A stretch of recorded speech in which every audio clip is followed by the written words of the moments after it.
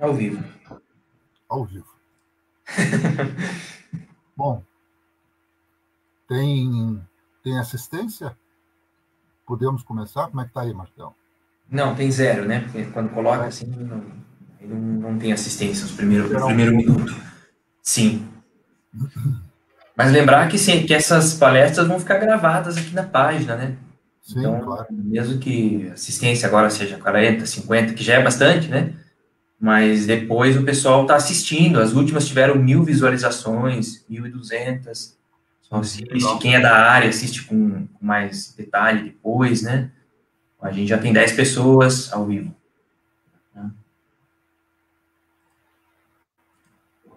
Espera mais 2 minutos aí para Tá. as agendas acertarem aí, todo mundo, né? E aí a gente começa.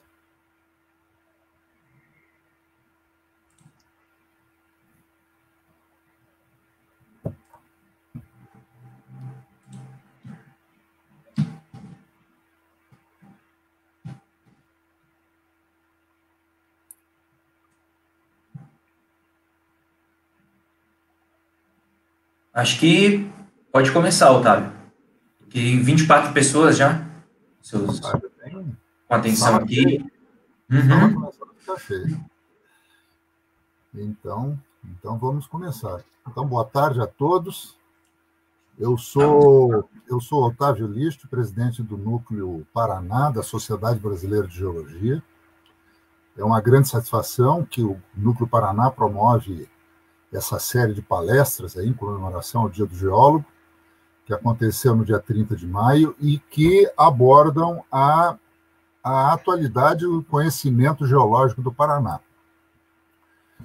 Então, na diretoria do Núcleo da Sociedade Brasileira de Geologia, me acompanham a diretora vice-presidente, doutora professora Eleonora Maria Vasconcelos, o diretor-secretário Marcel Besser, que é o nosso organizador da palestra, diretor financeiro, professor Carlos Eduardo Barros, Cadu, diretor de programação técnico-científica, o professor Gilson Guimarães, e o diretor de comunicação e publicações, professor José Paulo Pinese, da UEL. O professor Gilson é professor da UEPG. Então, na organização desse evento, nós contamos com a colaboração da Associação Profissional de Geólogos do Paraná, a AGEPAR, cujo presidente é o geólogo Andrés Psila, e do Departamento de Geologia da Universidade Federal do Paraná, cuja chefe é a professora doutora Bárbara Trascos. Então, dando continuidade ao evento, hoje, segunda-feira, dia 8 de junho, teremos a palestra Sistematização e Detalhamento do Intervalo Carbonífero El-Permiano no estado do Paraná, que será apresentada pelo professor Dr. Fernando Farias Vesely, da Universidade Federal do Paraná, do Departamento de Geologia do pós-graduação. O professor Fernando é nascido em Porto Alegre, graduou-se em Geologia pela Universidade Federal do Paraná, em 1998, trabalhou como geólogo no IPT de São Paulo e na Petrobras.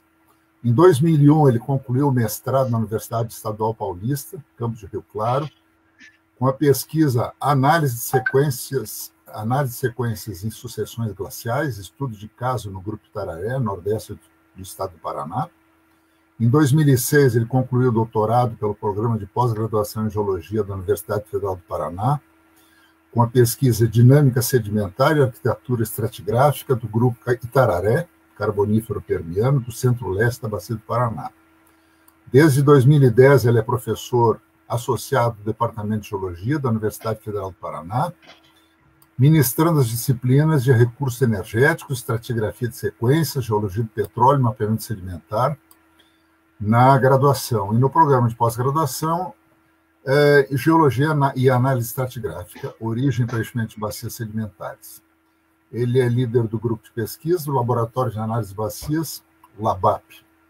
É coautor de 37 artigos publicados em periódicos, 4 capítulos de livros e 84 trabalhos apresentados em congressos. E atualmente ele supervisiona um pós-doutorando, orienta 3 doutorados e um mestrando, e já orientou 4 doutorados, 11 mestrandos e 19 trabalho de conclusão e iniciação científica. Trabalha e participa de diversos projetos de pesquisa com ênfase na evolução de bacias sedimentares. Então, temos o prazer de passar a palavra para o professor Fernando Wesley para a sua palestra. Muito obrigado, Fernando. Boa palestra para você. Muito obrigado, Otávio, pela apresentação. Boa tarde a todo mundo. Vou compartilhar minha tela aqui, aí, enquanto isso eu vou apresentando aqui o tema da palestra. Eu queria agradecer o convite que foi feito para falar sobre esse assunto aqui nesse evento e parabenizar toda a organização do evento, a GEPAR, a SBG, o Departamento de Geologia que estão organizando. Tenho acompanhado as palestras e realmente está se mostrando um evento muito interessante, de muito alto nível. E eu espero contribuir aqui falando um pouco sobre esse intervalo aí da Bacia do Paraná. Bom, eu trouxe aqui essa palestra. O meu objetivo aqui não é abordar muito questões sobre a sedimentação, sobre a evolução do preenchimento da bacia, modelos de faces e paleoambientes, que eu acho que é um assunto que tem sido estudado bastante nos últimos anos, mas considerando a temática do evento, que é voltada para cartografia geológica, para mapeamento geológico, eu resolvi montar algo mais voltado para essa questão da cartografia. Então, o título aqui da palestra, ele é o título de um projeto de extensão que a gente está em processo de formalização aqui na universidade, no Departamento de Geologia, e que tem como objetivo prestar uma contribuição para o projeto aí do novo Mapa Geológico do Paraná, que está sendo coordenado aí pela CPRM, com parceria da universidade também. Bom, eu vou falar aqui, minha apresentação vai estar organizada em 4 tópicos principais. Eu vou dar uma especial atenção para esse item 2 aí, que é uma retrospectiva dos principais trabalhos aí que foram feitos com o viés de mapeamento geológico, e depois encerrar colocando algumas questões e algumas perspectivas aí de trabalho futuro no âmbito desse projeto de mapeamento. Então, o intervalo aí de carbonífero, que vai do carbonífero até o Permiano inferior da Bacia do Paraná, está destacado nessa cor vermelha aqui nesse mapa geológico da bacia, né, que é a faixa de afloramentos aqui. Não sei se dá para ver o meu cursor do mouse aqui, eu acredito que sim. Então, toda essa faixa em vermelho aqui é a faixa de exposição dessas rochas, que litoestratigraficamente têm sido denominadas aí de Grupo Itararé, né, desde o início do século XX aí que tem essa denominação. Então, o Grupo Itararé está localizado aqui nessa carta estratigráfica da bacia, nessa posição, né? Então engloba aqui aproximadamente 40 milhões de anos de intervalo de tempo, e é a base do que a gente chama de sequência permocarbonífera ou sequência neopaleozoica da Bacia do Paraná. A base desse pacote de rochas, ele repousa numa discordância bem definida, bem caracterizada, né, que envolve um hiato aqui de tempo muito grande, que separa essas rochas do substrato devoniano, e em alguns casos coloca essas rochas direto em contato com o embasamento pré-cambriano. Já o contato superior, ele é um contato mais, em grande parte, concordante, e em alguns lugares da bacia, um desenvolvimento de discordâncias, mas que não tem extensão ao longo da bacia toda. São discordâncias aí de amplitude, é uma discordância de amplitude menor no tempo, né, que separa, então, as rochas do Grupo Itararé com as rochas aqui da Formação Rio Bonito, do Grupo Guatá, né, que constituem essa sequência aí também. Em termos de espessura, então, o Grupo Itararé, aqui já dando um zoom aqui na região do estado do Paraná e vizinhanças, tem uma espessura que varia aqui do sul do Paraná até o norte, aqui na divisa de São Paulo, de 600 metros, mais ou menos, até cerca de 1.000 metros de espessura. Essas espessuras, elas são similares quando a gente observa a região aqui de subsuperfície. Essas bolinhas que vocês estão vendo aqui são alguns poços que atravessaram esse intervalo, né? E na faixa de afloramentos aqui em cinza a gente observa espessuras semelhantes.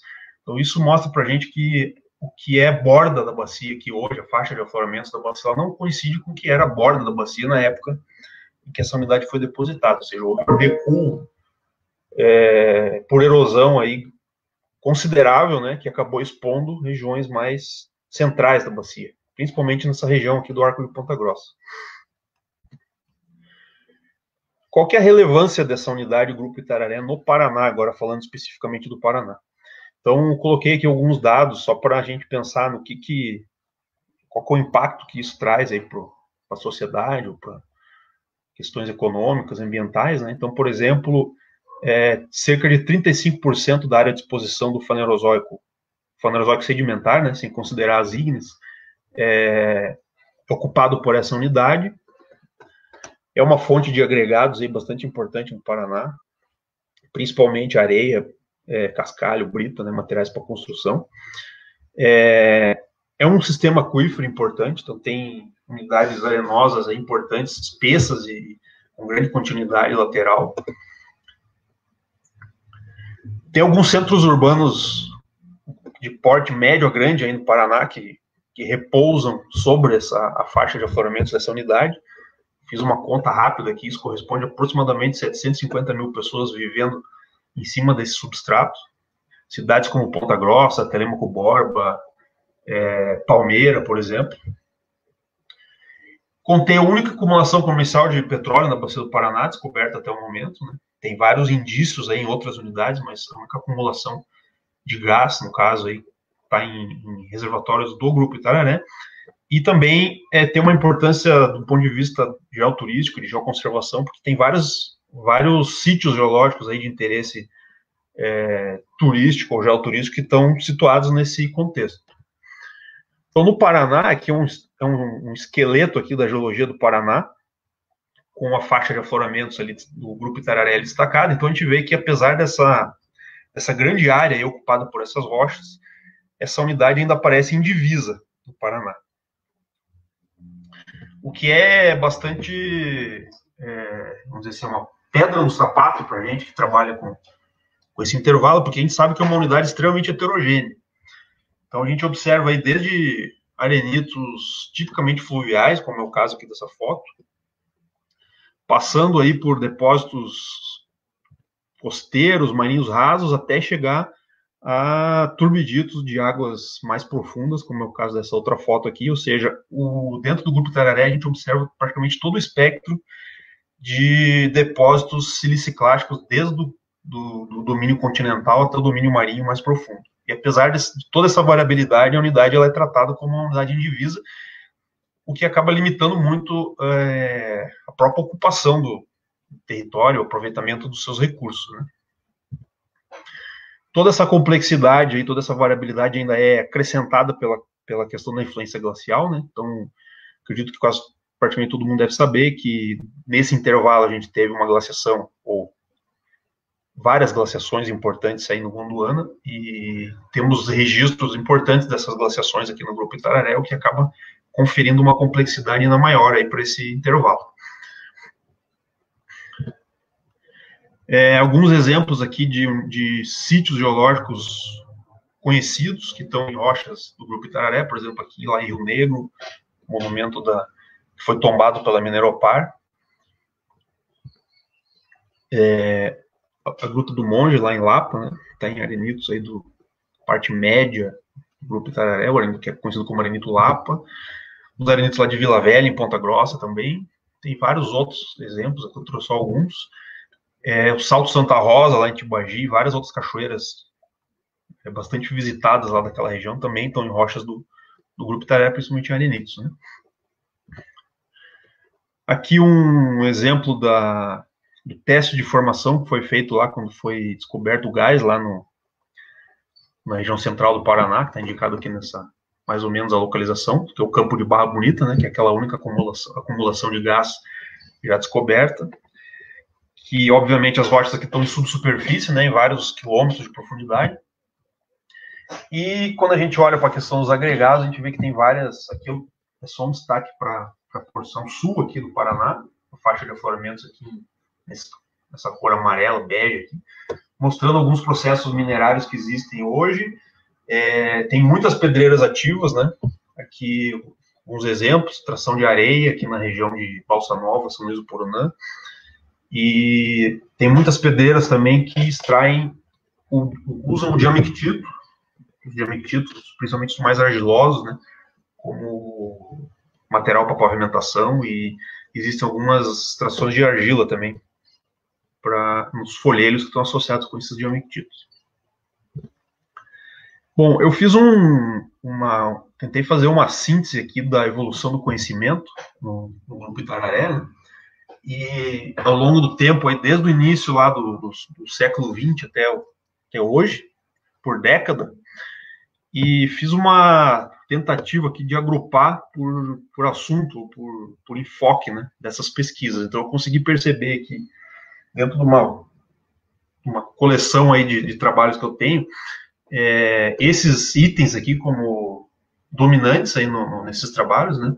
Questão mais sedimentológica de faces, ambientes, paleogeografia, litoestratigrafia, e aqui a gente entra na questão da cartografia também, paleontologia, estratigrafia de sequências e questões mais ligadas à cronoestratigrafia e paleoclima, que é algo um pouco mais recente aí, tá em ênfase, né, em anos mais recentes. Então, se a gente observar aí ao longo do tempo, a gente vai ver que a questão das faces e paleoambientes é algo recorrente, né? Desde o início, nos trabalhos pioneiros até hoje, tem muito trabalho saindo que aborda essa questão. Então, isso reflete uma evolução do nosso entendimento de como que esses ambientes influenciados por glaciações funcionam, né? Os modelos foram evoluindo e, com isso, o conhecimento também foi evoluindo.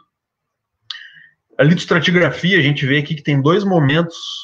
Um primeiro momento aqui, que foi impulsionado principalmente por pesquisas lá no estado de São Paulo, e um segundo momento que teve muita influência aqui dos trabalhos desenvolvidos pela Petrobras e pela própria Comissão da Carta aqui no Paraná, que eu vou mostrar um pouco mais para frente.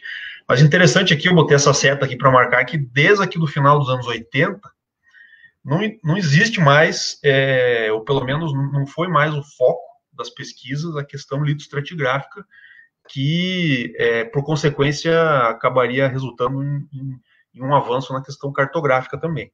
Então, a gente meio que estagnou aqui nesse sentido. E as pesquisas passaram a migrar mais para questões genéticas, de ambientes, etc., outros assuntos, né? A paleontologia é um tema que praticamente permanece vivo aí durante todo o tempo.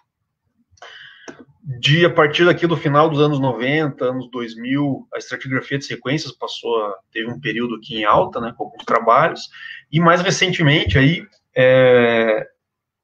em função de até projetos envolvendo parcerias aí com pesquisadores estrangeiros, tem surgido aí uma preocupação em atribuir idades mais precisas para essa glaciação, né, delimitar melhor essa glaciação no tempo e no espaço, né, no intuito de formular modelos aí climáticos, né, e isso causou aí um aumento dos trabalhos envolvendo geocronologia, cronoestratigrafia, estudos geoquímicos para reconstruir paleoclima. Então essa é a onda do momento aí, no Itararé. E aqui eu joguei alguns nomes que eu acho que foram chave aí durante essa evolução, só para ilustrar, né? Então lá no início, no final do século XIX, início do século XX, né, se destaca os trabalhos do Baird, do White, lá com a coluna White, né, do Woodworth.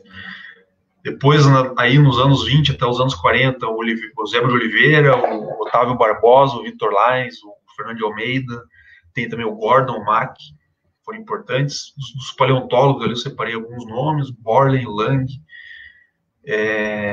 Josué Mendes, o Setembrino Petri, o Mesalira. Na década de 80, houve aí um boom de trabalhos feitos por grupos lá de São Paulo, até eu apelidei de a Era dos Paulistas ali, né? Então, principalmente impulsionados por trabalhos lá da USP, com o grupo do professor Rocha Campos, e também grupo da Unesp, lá liderados pelo professor Landim. Nos anos 2000, então, começa o que eu chamo da Era dos Sulistas, que vem perdurando até hoje, né? Os principais pesquisadores envolvidos hoje são pesquisadores aqui do Sul, do próprio grupo aqui da UFPR, mas o pessoal da URGS, o pessoal da Unicinos tem trabalhado bastante, o pessoal da Federal de Santa Catarina também. Eu vou citar alguns exemplos, alguns trabalhos aqui que eu acho que foram marcos aí, trabalhos históricos, e depois vou passar para enumerar alguns trabalhos mais no quesito de mapeamento mesmo. Então, esse nome Itararé, né, ele foi cunhado pelo Eusébio de Oliveira, que por coincidência é o autor do primeiro mapa geológico do Paraná também, lá em 1925, né, e nesse trabalho aqui, Geologia e Recursos Minerais do Paraná, ele trabalhando aqui na região da fronteira do Paraná com o estado de São Paulo, né, ao longo do Vale do Rio Itararé, ele percebeu que a espessura, a representatividade desses depósitos glaciais que tinham sido descritos lá na coluna White, em Santa Catarina, eles eram muito mais expressivos aqui nessa região mais a norte. Então ele decidiu separar esse pacote do que o White tinha chamado de série Tubarão, lá em Santa Catarina, né, e deu essa designação então de Itararé, chamando essas rochas de série Itararé na época, que depois passaria a ser chamada de Grupo Itararé. Esse aqui é um trabalho também bem fointeressante do Worth, de 1912. Antes disso, teve os trabalhos do Derby, né, que foram os trabalhos pioneiros na identificação dessa possível glaciação, dessas possíveis glaciações. Só que, naquela ocasião, o Derby, nos seus trabalhos, ele não conseguiu encontrar feições diagnósticas de glaciação. Ele descreveu matacões erráticos, diamictitos, mas ainda ficava aquela dúvida se eram depósitos glaciais mesmo ou não. E foi nesse trabalho aqui que, pela primeira vez, foram encontrados indícios diagnósticos da ação do gelo, que são esses clastos estriados aqui. Até nesse trabalho aí, o autor descreve que esse é o primeiro clasto estriado do grupo Itararé descrito, então acho que valia a pena botar uma foto dele aí. Entre outros aspectos, né, clastos caídos aqui em meio de folhelhos, né, então foi aqui que ficou mais bem caracterizada essa natureza glacial do grupo Itararé. Essa seção aqui da parte de baixo aqui do slide, ela é uma seção esquemática, né, para ver que não tem nem escala, que ele apresenta na região aqui de Balsa Nova, um pouco a oeste de Balsa Nova, no Vale do Rio Iguaçu, né, em que o autor ele destacou aqui uma unidade aqui, que ele chamou de conglomerados, né, mas são diamictitos, que aparecem ali na região nas corredeiras ali do Rio Iguaçu, e que são superpostos por arenitos com estratificação cruzada. Na época, o autor ficou com uma questão se esses arenitos aqui não seriam os arenitos da formação Furnas, né, o que caracterizaria uma glaciação mais antiga aqui na bacia do Paraná. Mas depois, com mais investigação, pôde-se constatar, então, que esses arenitos aqui, na verdade, são arenitos do próprio grupo Itararé, mas que são, muitas vezes, confundidos com as faces da formação Furnas. Eu vou falar um pouquinho mais disso mais para frente, que é uma das mudanças aí que a gente pretende implementar aí no mapa. Eu coloquei isso aqui só para destacar que desde 1912 já existia essa dúvida, essa pequena polêmica aí sobre essa região. Um outro trabalho importantíssimo foi o trabalho do Victor Lines, né, que foi assim, o primeiro trabalho que procurou fazer uma análise mais completa dessa glaciação aqui no sul do Brasil, com inferências de sentido de transporte do gelo, paleogeografia, né, e ele, dentre vários outros aspectos aqui, caracterizou esses depósitos de ritmitos, né, que foram interpretados como varvitos na época. Bom, dentre os trabalhos de cunho mais cartográfico, alguns deles tiveram impacto aí na geologia do Paraná. Eu listei aqui alguns deles. Então, o próprio mapa geológico do MAC em 53, os trabalhos da Comissão da Carta, os trabalhos de mapeamento que a Petrobras elaborou e que foram sintetizados aí nessa publicação do Schneider de 74, os trabalhos da CPRM, que também geraram um produto aí, um relatório de integração, né, em 86, que resume aí os trabalhos para pesquisa de carvão na bacia do Paraná e que atualizaram os mapas da Petrobras. o mapa o trabalho do Francis Potter, 88, que foi um trabalho em subsuperfície, mas que foi importante do ponto de vista litoestratigráfico. Depois nós tivemos esse trabalho da Mineropar em 2005, né, com as folhas 1/250, que em algumas áreas aí do Paraná foi feita uma subdivisão do Grupo Itararé, nessa escala. E o trabalho talvez mais recente aí, que teve como objetivo a cartografia mesmo, foi esse projeto aqui, Folha de Ponta Grossa, que eu participei desse projeto, inclusive, que foi um projeto da Mineropar em parceria com a Universidade Federal do Paraná. Estou começando aqui pelo MAC. Aqui é um recorte do mapa geológico para mostrar que lá em 1953 o MAC já tinha subdividido essa faixa de rochas em duas, na verdade em mais de uma unidade, né? Nessa região aqui ele divide em duas unidades. Então essa porção aqui mais azulada ele chamou de formação Palmira, e ele considerou que aqui estavam os depósitos mais de origem continental, né, relacionados com a glaciação. E ele destacou essa faixa cor-de-rosa aqui, estratigraficamente acima, que seriam depósitos mais de origem marinha, mas ainda com influência glacial. Por algum motivo, essa subdivisão não teve continuidade, né? Nos mapas os mapas que vieram depois, a unidade voltou a ser considerada como divisa, né? Mas a gente vai ver que esse trabalho dele foi bem à frente aí no seu tempo, né? A gente sempre que fala desse mapa, a gente reconhece isso em vários intervalos geológicos aí do Paraná, mas que faz todo sentido e que é algo que a gente está mais recentemente observando, que é possível que isso seja resgatado e detalhado, né? Considerando essa proposta. Bom, o projeto de mapeamento da Comissão da Carta também foi muito importante para a geologia do Grupo Itararé. Então, até foi objeto aí de comentário do professor Fulk na primeira palestra do evento, né? Ele comentou justamente sobre essa folha aqui, Quero, que ele é o autor principal dessa folha 1/100.000. Aqui está um recorte dela só para mostrar. Região de Palmeira aqui, né? Que foi, então, possível fazer uma subdivisão aqui em várias unidades diferentes dentro do Grupo Itararé, obviamente numa escala de um pouco mais de detalhe do que se tinha até o momento.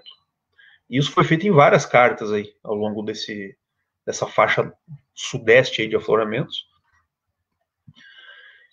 E algumas contribuições aí científicas importantes saíram desse projeto de mapeamento, né? Eu coloquei algumas aqui como exemplo.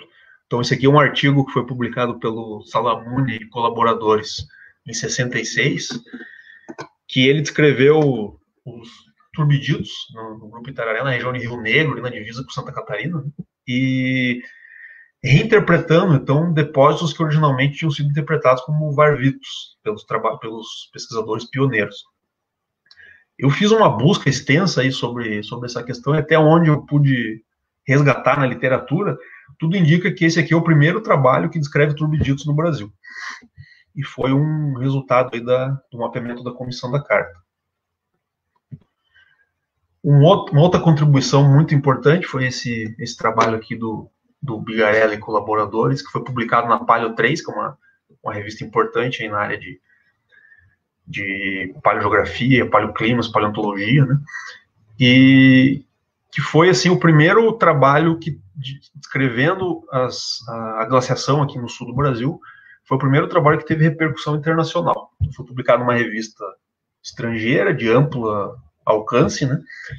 E no mesmo ano houve esse evento aqui do Gondwana no Paraná, que foi também uma consequência dos trabalhos aí da Comissão da Carta, né? Então eu diria que nesse ano, aí, em 67, foi quando os trabalhos aqui da glaciação permocarbonífera no Brasil ganharam projeção internacional. Bom, na década de 70, então, a Petrobras realizou um trabalho de mapeamento sistemático, um passeio ao longo da borda da Bacia do Paraná.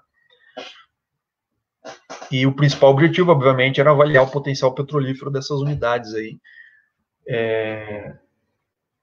principalmente do Paleozoico superior.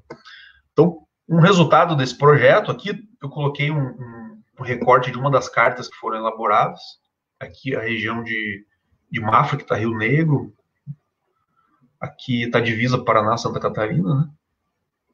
Então, vocês observem que eles subdividiram o Grupo Itararé em 3 formações, que eles chamaram de Formação Campo do Tenente, Formação Mafra, Formação Rio do Sul.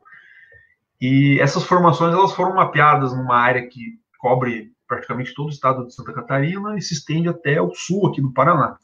Mas esse mapeamento ele não se estendeu mais para norte, ele ficou muito restrito aqui à região sul do Paraná, mais especificamente até a região do Rio da Várzea, aqui no estado, então não teve muita continuidade para norte.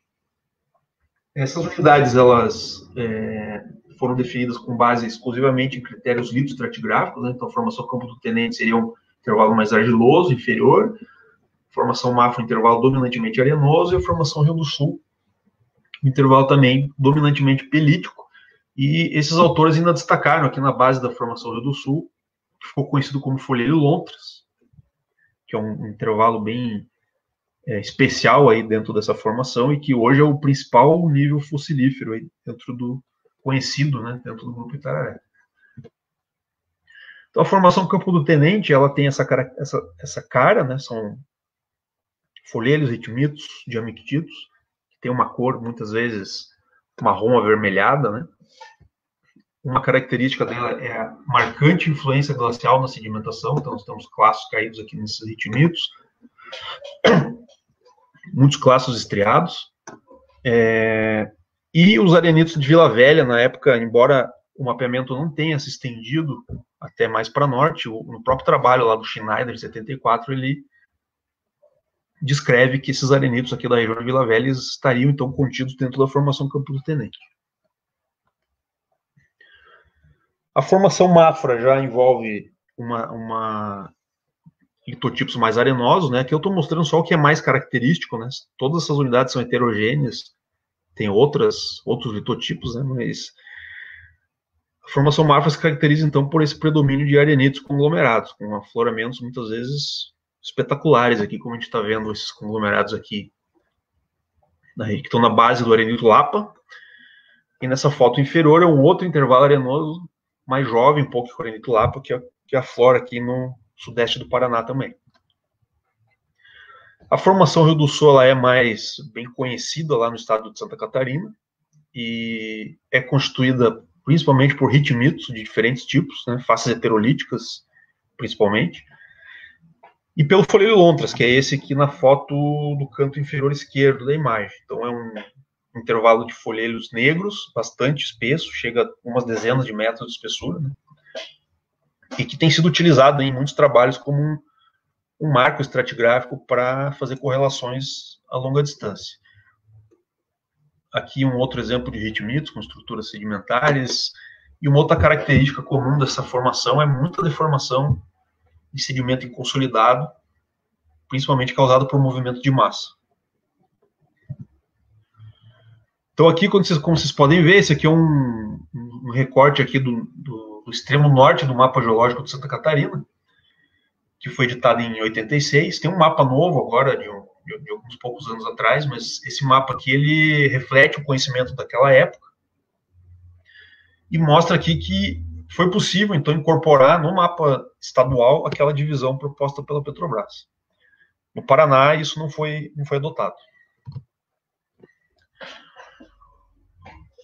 O próximo trabalho importante aqui que foi realizado no Grupo Itararé foi o trabalho do Almério França e seu orientador de doutorado, o professor Potter, né, que fizeram uma análise estratigráfica da bacia inteira, utilizando apenas dados de subsuperfície, principalmente perfis de poços e alguns testemunhos, né, que tinham disponíveis nesses poços. Então ele propôs uma subdivisão litoestratigráfica diferente daquela proposta pelo Schneider, mas ele procurou fazer correlações dessas unidades que ele definiu em subsuperfície com as unidades mapeadas aqui na faixa de afloramento.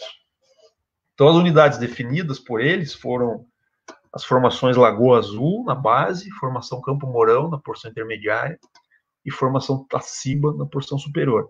E foram ainda individualizados alguns membros dentro dessas formações. Uma característica aqui dessa subdivisão é que as 3 formações elas têm uma constituição relativamente semelhante, né? O que caracteriza elas é uma tendência geral de afinamento granulométrico para o topo, então todas são mais arenosas na base e tendem a ficar mais argilosas para o topo, né? Ao passo que essa unidade intermediária, que é a formação Campo Mourão, ela é ligeiramente mais arenosa do que as demais. Se a gente der um zoom aqui nesse retângulo vermelho, que é justamente a região aqui onde está o sul do Paraná, passando para Santa Catarina, então a gente observa que, para esses autores, existe então uma interdigitação, né, entre o que eles chamaram de formação Taciba e a formação Rio do Sul, que é mais bem desenvolvida lá em Santa Catarina. E essa interdigitação se dá pela passagem lateral de um intervalo mais rico em diamictitos para um intervalo mais rico em folheiros e retinitos. Então, em tese, essas duas unidades seriam cronocorrelatas e marcadas por uma variação lateral de faces. O folhelho Lontras, que havia sido descrito na formação Rio do Sul, ele foi formalizado aqui no trabalho de Francis Potter como um membro dentro do que ele chamou de formação Campo Mourão, né? Ele aparece aqui, e esse folhelho ele também tenderia, segundo as correlações feitas, a desaparecer para norte, né? Estou mostrando que essa porção média superior aqui do grupo Itararé, ela tende a ser mais argilosa, mais dominada por faces finas de folhelhos e retimidos aqui no sul, e isso vai variando em direção ao norte à medida que a gente entra no estado do Paraná. Então esse talvez seja um dos motivos que o mapeamento, os projetos de mapeamento têm sentido dificuldade de avançar mais para norte, né, uma vez que essas unidades aqui elas passavam a desaparecer, né, e se interdigitar com outros litotipos. Essa correlação aí entre essas duas propostas de litostratigrafia hoje ela é bem aceita, né? Então a gente sabe que a formação Taciba corresponde à formação Rio do Sul, a formação Campo Mourão corresponde, isso grosso modo, né, corresponde à formação Mafra, a formação Lagoa Azul corresponde à formação Campo do Tenente. Então existe uma boa correlação, tanto litoestratigráfica quanto cronoestratigráfica entre essas unidades. E também se sabe que, de maneira geral, esse intervalo todo ele vai diminuindo de espessura para sul, de modo que a formação Campo do Tenente ela onlapa o embasamento, desaparece na região aqui de São Bento do Sul, no norte de Santa Catarina, e a mesma coisa acontece com a formação Mafra mais a sul, na região de Rio do Sul. Essa unidade já desaparece por completo e a gente já tem, então, o folhelho Lontras repousando direto em cima do embasamento. Então, essa característica de onlap para sul é algo bem conhecido, bastante consolidado na literatura. Então, só para dar um exemplo da semelhança dessas unidades, né? Então, aqui é um ritmito delgado com vários clastos caídos de gelo flutuante. Aqui da formação Campo do Tenente, na faixa de afloramentos, e uma amostra de um testemunho de poço, esse poço roncador aqui que fica lá no noroeste do Paraná, que recuperou na formação Lagoa Azul um folhelho bastante semelhante, inclusive com essa coloração avermelhada aí, que é bem característica desse intervalo. Então veja a profundidade que essa amostra foi recuperada, aqui 3.594 metros. Bom, um pouco mais recente, então, esse trabalho de compilação e integração que foi feito pela Mineropar aqui em 2005. Vale destacar aqui que nesse trabalho, aqui é um recorte da folha 1 para 250 mil de Ponta Grossa, que houve uma subdivisão da formação Campo do Tenente aqui nessa região. Então aqui está Cidade Lapa, está por aqui assim, está aqui no sul da figura como uma referência, né? Então a formação Campo do Tenente ela foi desmembrada aqui em pelo menos 3 unidades informais, né? Elas não foram formalizadas, mostrando então que nessa região mais sul aqui do Paraná existe esse potencial para a gente entrar com um detalhamento. Subindo um pouco mais para norte, e 2 anos depois, teve esse projeto aqui da folha de Ponta Grossa, que foi uma folha 1 para 100 mil, que foi mapeada com um dos principais objetivos era justamente tentar entrar com uma subdivisão para o grupo Itararé, né? E a subdivisão que foi feita adotou a nomenclatura utilizada em subsuperfície, já que se sentiu dificuldade em ver a continuidade das formações lá mapeadas em Santa Catarina aqui para o norte, o que, como eu mostrei lá anteriormente, se deve a essa variação de faces que a gente observa também em subsuperfície. Então essas 3 unidades aqui, Lagoa Azul, Campo Mourão e Taciba, foram mapeadas aqui nessa região, nesse mapa 1 para 100 mil. Esse projeto ele não avançou depois dessa folha, né? Acabou que essa divisão ficou válida só para essa área aí, não se refletindo no mapa do estado como um todo. Bom, então, fazendo aqui uma análise assim, crítica do que foi feito e por que a gente não conseguiu ainda colocar isso no mapa estadual, né? Ou seja, por que não foi possível avançar em termos de cartografia, pelo menos aqui no Paraná. Eu coloquei algumas questões aqui que eu acho que podem, pelo menos parcialmente, explicar isso. Primeiro que a gente não pode deixar de considerar que é extremamente complexo o arcabouço estratigráfico, né? As rochas elas têm continuidade lateral muito limitada e é uma unidade também muito heterogênea, que acaba dificultando mesmo o mapeamento. Um outro ponto que eu acho importante aqui é que aparentemente não existe uma cultura muito forte de mapeamento no Brasil, né, em terrenos sedimentares. Isso sempre ficou mais a cargo da Petrobras, né, da indústria do petróleo, a evolução do conhecimento nas bacias, né? Então, as bacias sedimentares, em geral, não são muito alvo de projetos de mapeamento sistemático. O que eu tenho observado também aqui é que, aparentemente, a comunidade acadêmica, principalmente da área de geologia sedimentar, ela não se interessa muito por mapeamento sistemático. Então, dentro das universidades, não se avançou nessa questão, porque o foco é outro, né? Então, na universidade, o foco é mais em formação de gente, publicação científica em artigos, né? Então, a gente não viu aí, iniciativas, né, por parte da academia de embarcar num projeto de mapeamento sistemático. E um outro fator que talvez seja um dificultador aí é que existem duas propostas claras de subdivisão, né? Aquela feita em afloramentos e uma outra feita em subsuperfície, e que as duas elas são aceitas, de certa forma, no mesmo grau de intensidade, né? Então, não houve assim, vamos abandonar uma proposta e passar a adotar uma outra. Então, acaba que as duas propostas são utilizadas, né? E isso talvez dificulte um pouco a integração e a consolidação dessas unidades. Bom, agora eu imagino, colocando aqui, que existe um potencial muito grande de se avançar.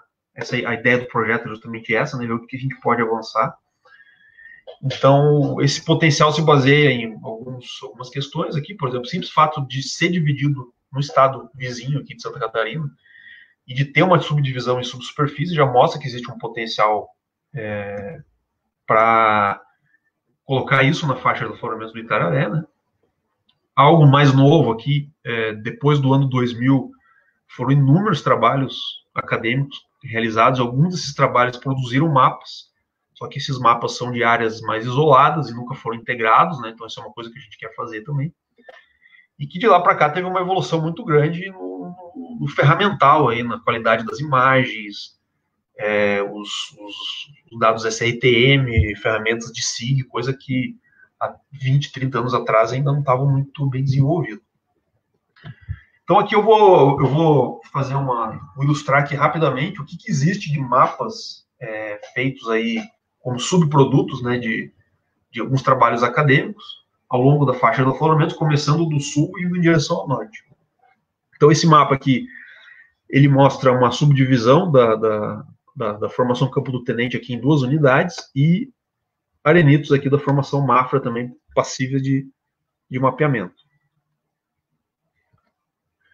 Um pouco mais para norte, aqui na região de Balsa Nova, esse é um trabalho mais recente, aqui com apoio de datações, principalmente utilizando palinologia, né, foi possível individualizar aqui nesse verde mais escuro um intervalo que a gente hoje sabe que ele tem idade mississippiana, ou seja, um intervalo mais antigo do que a formação Campo do Tenente, que é pensilvaniano. E esse intervalo ele é passível de ser individualizado, aí como mostra esse mapa.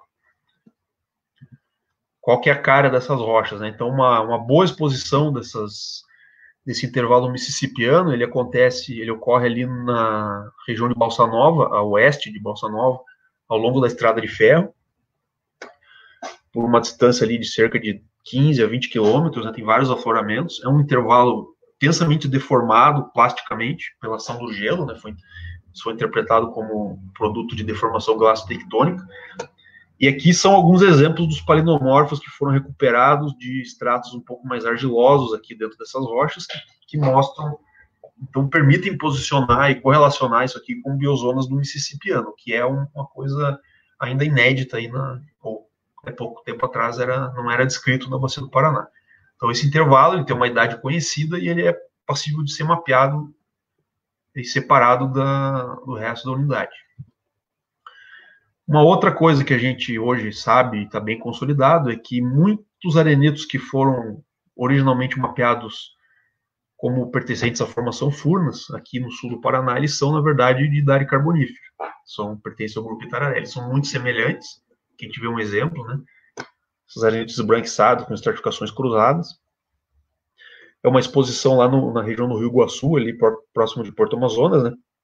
Pelo próprio trabalho de mapeamento que foi feito e com auxílio da palimnologia, foi possível posicionar, então, esses arenitos no carbonífero.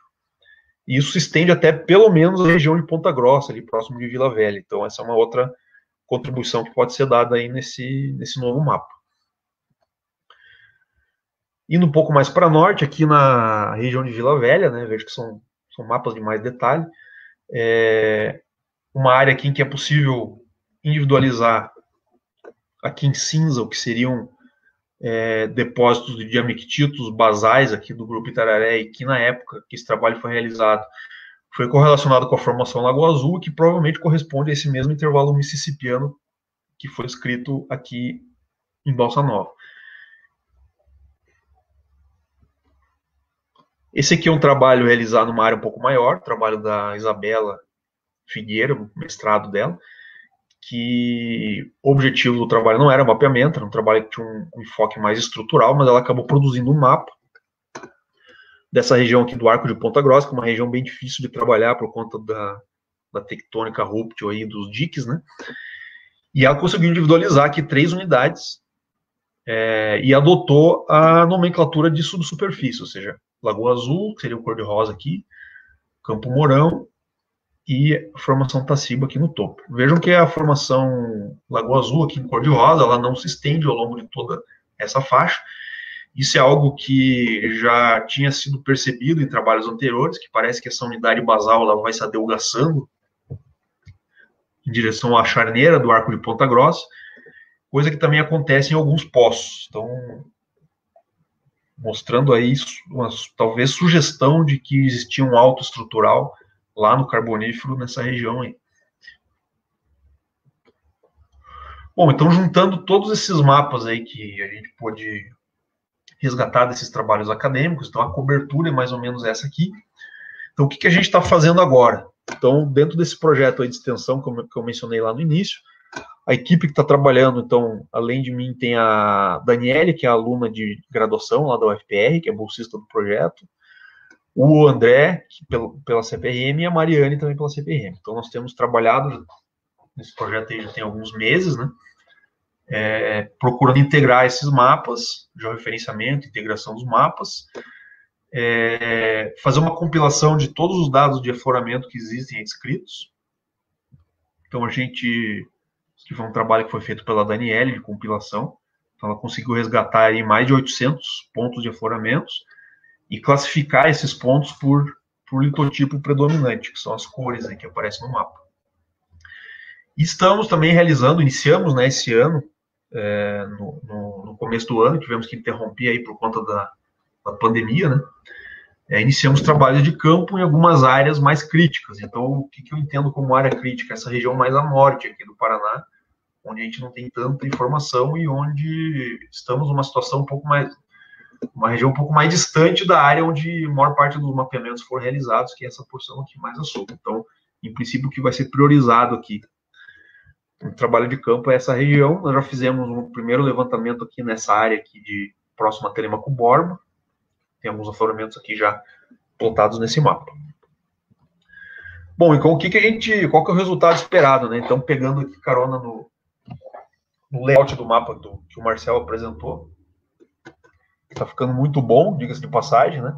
Então, o que a gente pode fazer para preencher esse cinza que tá vazio aqui ainda, né?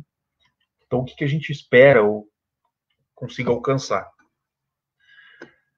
que a gente consiga, então, realizar essa divisão litoestratigráfica tripartite, que parece algo possível e viável de se fazer ao longo do estado, né, considerando a partir da integração daqueles vários mapas.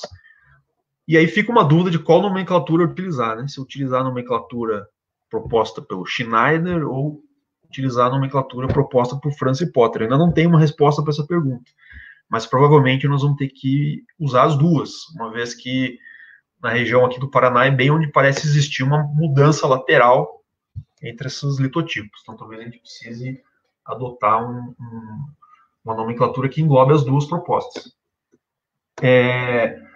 Um outro resultado esperado seria introduzir formalizar esse intervalo mississippiano, que ele é mais antigo do que a formação Campo do Tenente. Ainda também não sabemos qual nomenclatura utilizar para isso, mas isso sem dúvida vai ser individualizado. Também esperamos que ocorra uma redução da área de ocorrência da formação Furnas no sul do Paraná. Então, todos os afloramentos que formam as corredeiras ali ao longo do Rio Iguaçu não são da formação Furnas, a gente sabe que aquilo é tudo Itararé, então vai ter uma alteração aí considerável no mapa nessa região. E uma outra possível contribuição seria da limitação de alguns arenitos, que são já denominados informalmente, né, como, por exemplo, Arenito Lapa, Arenito Vila Velha, Arenito Barreiro, que fica lá em Tibagi, já que esses arenitos eles têm uma expressão no relevo muito marcante, eles são passíveis de ser individualizados aí, que poderiam englobar o produto final do mapa. Bom, era isso que eu tinha para falar, espero não ter passado o tempo, como de costume.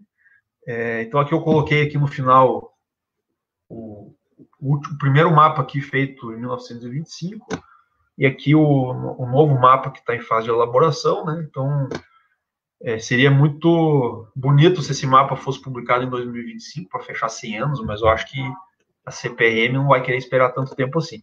Mas o fato é que acho que a gente está caminhando para um produto bastante interessante aqui. E obrigado a atenção e agradeço o convite aí mais uma vez.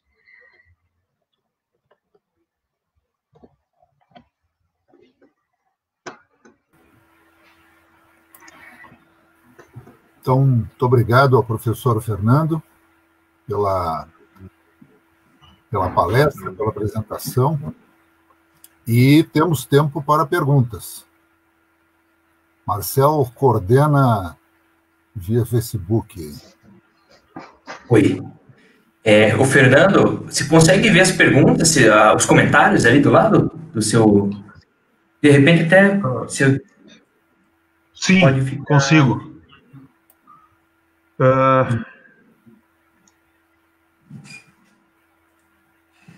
Eu vou deixar consigo. Certo. Vai ver, vamos esperar um pouquinho, ver se tem alguma pergunta. Tem vários comentários, mas ainda não tem nenhuma pergunta específica.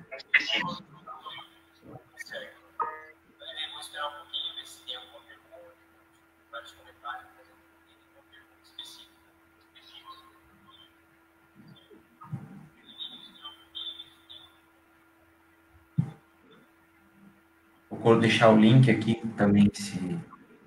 Tem um comentário aqui, Marcel. Sim, fique à vontade. Não é bem uma pergunta, mas eu acho que vale a pena, que é do Pedro, que ele coloca... Tá me ouvindo? Sim. Tem um som de fundo aí, né? Eu tô ouvindo um eco. Parou agora, vou desligar o meu microfone também. Mas tem o comentário do Pedro ali. Sim, pode comentar em cima. Ele coloca ali o seguinte, né, que os dados coletados pelas disciplinas de mapeamento sedimentar poderiam ser compilados e poderia cobrir toda a área do estado, né, que seria uma grande contribuição. Sem dúvida, isso é uma informação que a gente está utilizando, falando aqui especificamente do mapeamento sedimentar, né, que é feito na Bacia do Paraná. Agora, a gente não tem uma cobertura tão grande assim, não, porque a gente tem feito aí nos últimos anos os trabalhos de mapeamento mais no estado de Santa Catarina do que no Paraná. Isso tem vários motivos, pela qualidade dos afloramentos, questões didáticas, né? Então, mas sem dúvida, os pontos de afloramento, né, eles estão sendo utilizados aí para fazer esse levantamento.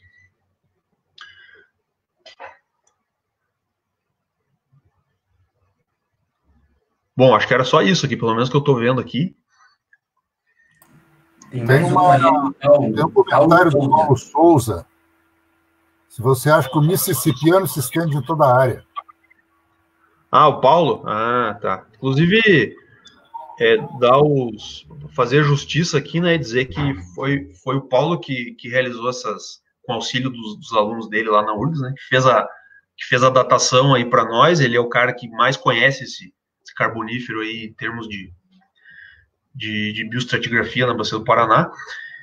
Bom, a pergunta dele é se o mississippiano se estende em área.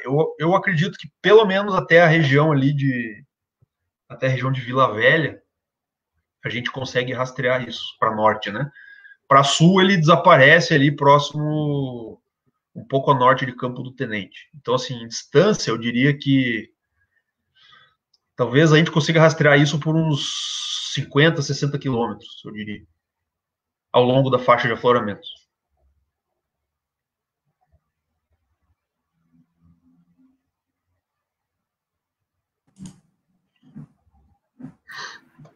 Tem outro comentário aí, Fernando. O comentário do Felipe Kipper. Tá lendo? Tô. Sim, tá. Que foi o cara que descreveu essas lâminas, inclusive, né? Ele trabalha lá. O Felipe, ele é ex-aluno aqui da UFPR, da Geologia, e ele tá trabalhando lá com o Paulo, lá na URGS, né? E ele é um cara ficcionado por palinologia. E ele que tem processado essas amostras pra gente, né? E inclusive essas aí que eu citei ali da região de Bossa Nova. Deixa eu ver a pergunta dele aqui. As formações mais antigas tem uma que chama Palmira e outra que chama Palmeira. Seriam a mesma unidade? Eu acho que não. Eu acho que os critérios que eles utilizaram não foram exatamente os mesmos. Ele está citando ali que existe uma outra classificação, que é do Deloxe, lá em 1950 e pouco, se eu não me engano, que foi um geólogo contratado pela Petrobras para fazer um trabalho aqui na Bacia do Paraná. Ele é húngaro, se eu não me engano, e ele também propôs uma subdivisão, mas ele não mapeou isso, ele só mencionou, representou isso em algumas sessões, né? Mas eu acho que elas não coincidem exatamente com as unidades que o MAC descreveu.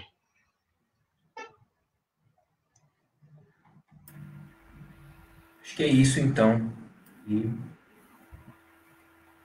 não tem mais nenhum. Temos mais perguntas, mais comentários? Não. Bom, então, novamente, agradecemos a palestra, os esclarecimentos do professor Fernando Vesely. E eu tenho aqui, a pedido da diretoria da AGEPAR, da Associação de Geólogos, 3 comunicações. O churrasco do Dia do Geólogo vai acontecer até o final do ano. Então, logo que as condições da pandemia permitirem. A AGEPAR continua com atividades em menor número de eventos, com lives, e estamos juntos nesse evento conjunto com a SBG do Paraná e com o Departamento de Geologia. E, no final, um apelo aos associados da AGEPAR: quem puder quitar a anuidade será muito bem-vinda, pois continuam obrigações financeiras e a AGEPAR está necessitando de contribuições financeiras de associados. Bom, o Marcel colocou aí no Facebook o link para os certificados, né, Marcel? Sim, está ali nos comentários. Então tá. Então, nós vamos continuar essa série com o patrocínio do Netflix agora. Nós vamos continuar a série na próxima quarta-feira, dia 10 de junho, quando eu vou apresentar uma palestra sobre a atualidade do Serra Geral, do Grupo Serra Geral no estado do Paraná. E, na sequência, na quarta-feira da semana seguinte, dia 17 de junho, às 15 horas, o professor Rodolfo Angulo, da UFPR, apresentará uma palestra sobre o litoral do Paraná, sequência sedimentar quaternária do litoral do Paraná. Então, agradecemos a todos os presentes, todos que participaram, que assistiram, e até a próxima quarta-feira, 15 horas, nesse mesmo local, nesse mesmo canal. Um grande abraço a todos e cuidem-se. Quem puder ficar em casa, fique em casa. Legal, abraço aí a todos. Até mais. Valeu.